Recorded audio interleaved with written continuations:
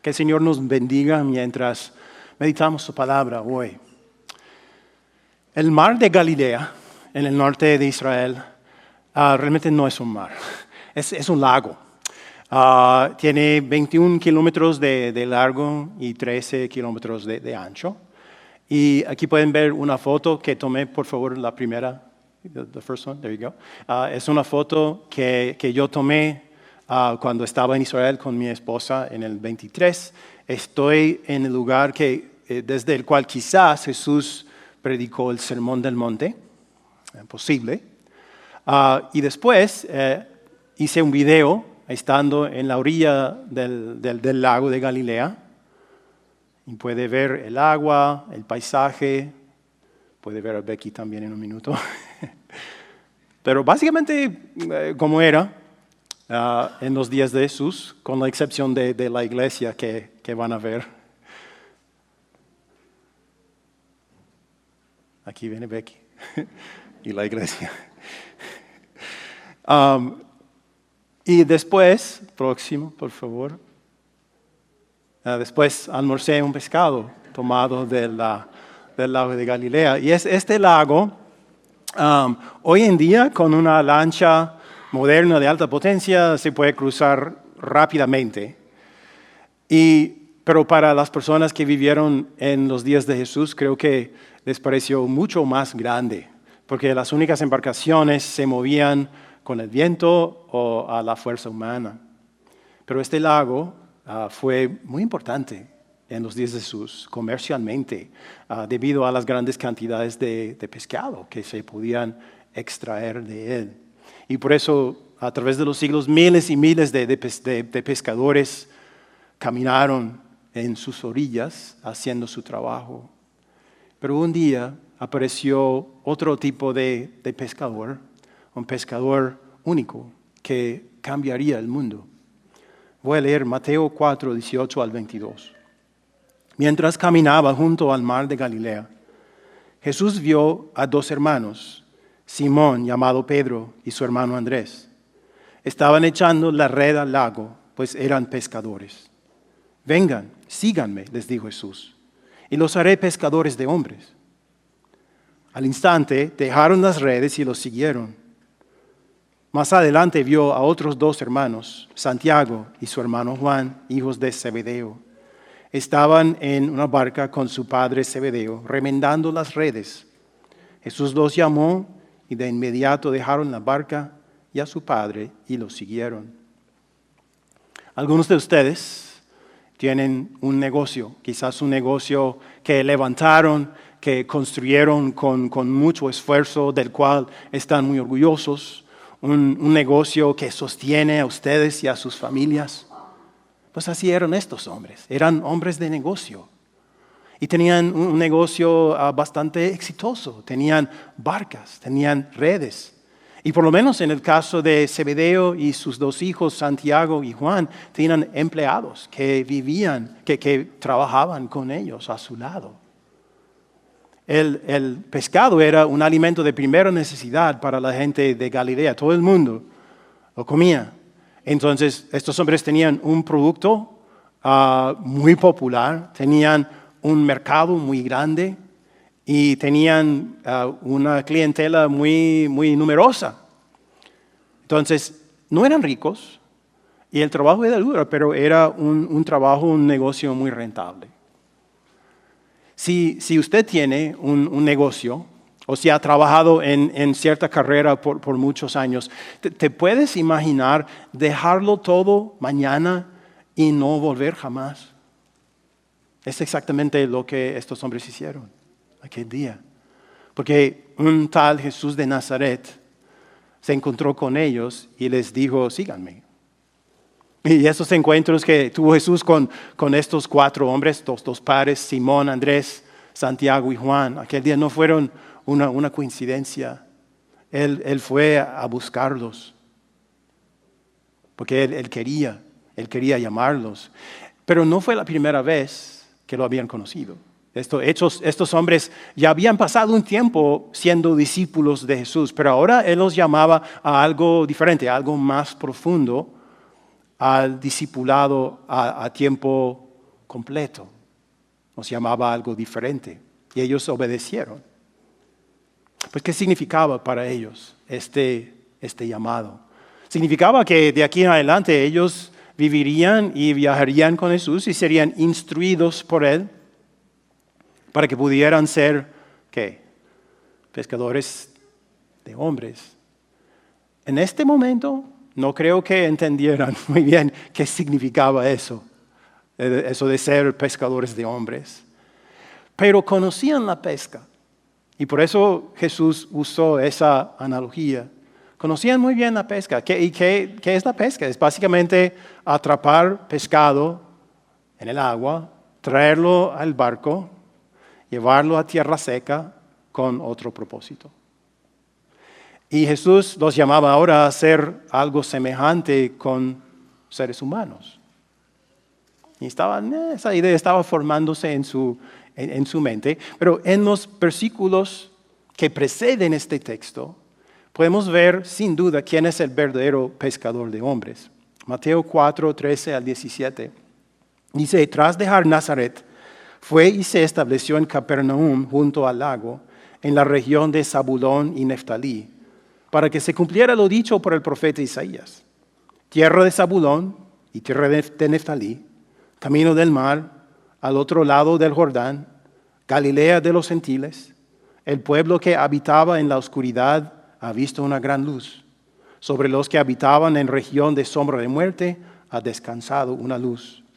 Desde entonces comenzó Jesús a predicar, arrepiéntanse porque el reino de los cielos está cerca. Galilea, en el norte de Israel, era un lugar donde se mezclaban judíos y no judíos, judíos y gentiles. Estaba lejos del centro religioso y el templo. ¿En qué ciudad? Jerusalén, muy lejos. Y había oscuridad espiritual debido a las falsas religiones de los gentiles que vivían allá. Pero tal como predijo Isaías en su libro, Jesús fue a esa región para brindarles luz con su presencia. Y con su mera presencia sí les dio luz porque Él es la luz del mundo. Él fue a exhortarlos a arrepentirse, a sentir pena sincera por su pecado contra Dios, a abandonarlo y a confiar en Él para llevarlos al reino de los cielos. Y cuando Él les decía, el reino de los cielos está cerca, ¿qué quiere decir? Bueno, Él estaba cerca. Cuando Jesús está cerca de ti, entonces el reino de Dios está cerca de ti, porque Él es el único que te puede dar entrada a ese reino. Él es el único que puede dar luz y vida en la presencia de Dios. Él es el único que puede hacerlo. ¿Y notaron cómo Jesús lo hizo? Lo predicó. Predicando. Sus palabras tenían poder para arrebatar a estas personas de la oscuridad del reino de Satanás, atraparlos y traerlos a la barca al reino de Dios. Y los 4 hombres que llamó ese día y los otros 8, porque eventualmente serían 12, ¿verdad? Ellos participarían con él en esa pesca. Pero necesitaban ser capacitados por él. Y aunque tú y yo no estábamos con ellos, Él también nos llama a nosotros. Nos ha llamado por el mismo medio a una misión semejante a la de sus apóstoles. Quizás ustedes ya saben que hay muchos símbolos para el cristianismo. Tenemos el símbolo más común aquí. ¿Qué otros símbolos del cristianismo hay? El pez. Y aquí hay otro, voy a mostrarles otro símbolo antiguo del cristianismo. Can we go to the next slide? La próxima diapositiva, por favor. Oh, lo siento. Can you go back a little bit? Bueno, un símbolo antiguo, otro símbolo antiguo de la iglesia es una nave, una barca. Una nave con el mástil en forma de una cruz. ¿Por qué? Podemos explicarlo de esta manera. Todos nosotros éramos como peces que huíamos de Dios. Cuando vas a la playa y te metes en el agua y te acercas a un pez, ¿qué hace el pez? Huye, ¿verdad?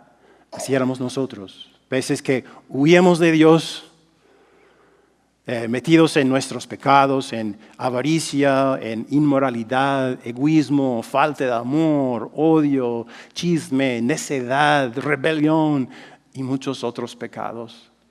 Pero Jesús nos buscó. Él fue de pesca, nos buscó. Y por su palabra y por el bautismo, Él nos transformó. Él habló a cada uno de nosotros que ahora somos discípulos y nos dijo, sígueme.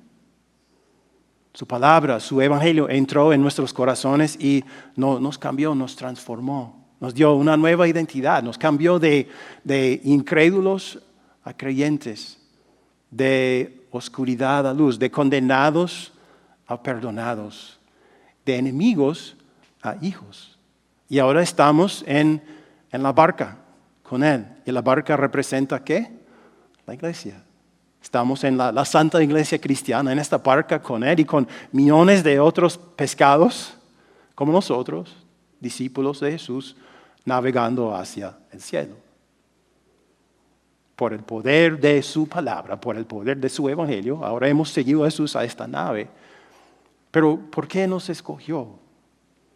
¿Por qué escogió a esos hombres? ¿Eran hombres ricos? No. ¿Eran hombres de mucha educación? No. ¿Eran hombres de mucho renombre? Tampoco. Porque ser discípulo de Jesús no se trata de cuánto sabes, no se trata de quién eres, se trata de a quién sigues. Y Él escogió a nosotros también para ser sus discípulos.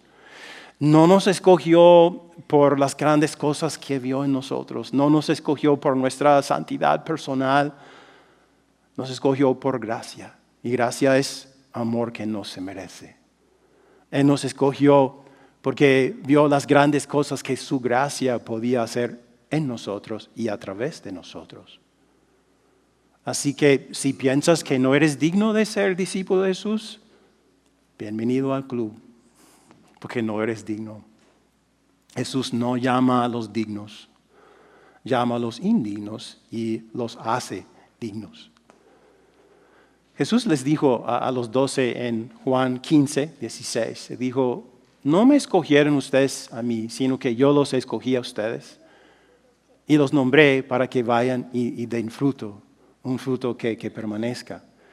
Seguir a Jesús como discípulo significa ser llamado por Él, seguirlo por fe y dar fruto, hacer algo en su reino. Pero para hacer eso necesitamos ser capacitados, necesitamos que Él nos transforme. Pero ¿cómo sucede eso? Yo sé que muchos de ustedes saben la definición literal de la palabra discípulo. ¿Qué es? Aprendiz o estudiante. Y los hombres a quienes Jesús llamó aquel día necesitaban mucha capacitación y la recibirían durante los 3 años que pasarían con Él. Y aún después, cuando Él ascendió al cielo, ellos siguieron siendo discípulos, aprendices, y Él siguió enseñándoles. ¿Somos diferentes? No, los discípulos que vivimos en el 2026 también necesitamos constante instrucción y capacitación por Jesús. Y todavía nos la da. Cuando leemos o escuchamos las Escrituras, es como sentarnos a los pies de Jesús como ellos, y Él nos transforma por medio de esa palabra. Cuando recibimos su cuerpo y sangre en la Santa Cena, tenemos comunión, verdadera comunión con Él, y Él nos transforma. Cuando, aunque no podemos verlo, escuchamos esa palabra, es el mismo mensaje que escucharon ellos y nos transforma a nosotros. Nos da paz al convencernos de que nuestros pecados son perdonados. Son perdonados porque Jesús, el que comenzó su ministerio, eventualmente fue a la cruz y fue crucificado. Sufrió el infierno por cada uno de nuestros pecados. Y ahora tenemos paz. Tenemos paz. Podemos vivir con alegría y no con culpa, porque nuestra culpa fue clavada a la cruz con Jesús y removida por Él para siempre. Y resucitó al tercer día. ¿Para hacer qué? Para proclamar que todo esto es cierto. Y esto nos da confianza para vivir en paz, con gozo, con alegría, con un propósito. Sabiendo que nuestra vida tiene un nuevo propósito, porque somos sus discípulos. Y cuando creemos, cuando crecemos en el conocimiento de la palabra de Dios, a través de la instrucción que Él nos da cuando venimos aquí a escuchar la palabra, o asistimos a un estudio bíblico, a un grupo pequeño, cuando nuestros hijos participan en 10 Kids, si ustedes hacen Fe 5 con sus hijos en la casa, ¿qué pasa? Empezamos a madurar. Y nuestra forma de pensar cambia. Cuando empezamos con Jesús, cuando empezamos en la fe, somos bebés, somos infantes, centrados más en ¿qué? En nosotros mismos. Pero mediante esa instrucción que Él nos da, el fortalecimiento que Él nos da, entonces empezamos a madurar y a pensar más en Jesús y en la misión que en nosotros mismos. Empezamos a preguntarle, Señor, ¿qué es lo que quieres que yo haga? Quiero servirte. ¿Cómo puedo servirte? Y si hay algo en mi vida que esté estorbando mi relación contigo o mi servicio a ti, dime y lo voy a renunciar como esos hombres hace 2000 años. En un barco, cada persona tiene un trabajo, cada persona tiene que hacer algo. Aun si eres novato, tienes que aguantar una soga o algo así. ¿Okay? Y en la iglesia también, cada miembro tiene un rol. ¿A qué rol los llamó Jesús a estos 4 hombres? Al rol de apóstol. Un rol único en la iglesia cristiana que ya no existe. Jesús no nos ha llamado a nosotros a ser apóstoles como Él, pero Él quiere que la barca siga llenándose de pescado, así que Él nos llama a nosotros a ser pescadores de hombres también, a ser discípulos que hacen discípulos. Nos invita a unirnos nosotros a su misión. Pues, ¿acaso el hecho de que ahora seas discípulo de Jesús significa que mañana tendrás que dejarlo todo, dejar tu negocio, tu profesión y convertirte en un predicador del evangelio a tiempo completo? No necesariamente. Él podría llamarte a hacer eso, al ministerio a tiempo completo si Él quiere, pero Él te puede usar donde quiera que estés. Él puede usarte en cualquier vocación que ejerzas ahora. Este domingo es domingo de, no lo dije al principio, para ver si alguien sabe qué domingo es un domingo especial, domingo de... Cynthia, what Sunday is it? ¿Qué domingo es? Domingo de 10 Kids, ¿ok? Domingo de 10 Kids, nuestro ministerio para niños y familias.